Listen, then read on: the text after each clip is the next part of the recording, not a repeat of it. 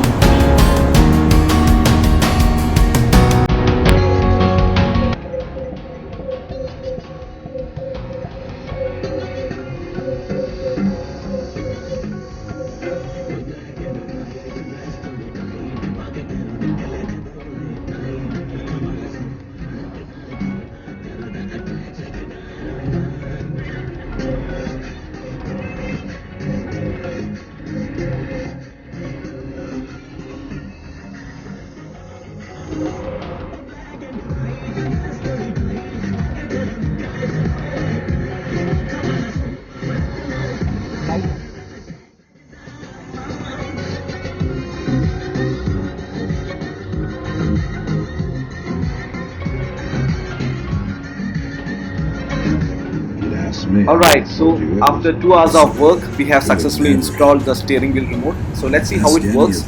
This is the volume down working, volume up working, you can see on the screen. And this is the seek next song button. You can see the video changing, again volume up and volume down. And this is a mute button here. And when I click on the home screen, in the menu button, you can see the home screen on the screen. So that is it. Thanks a lot for watching. Do subscribe to my channel. Thank you.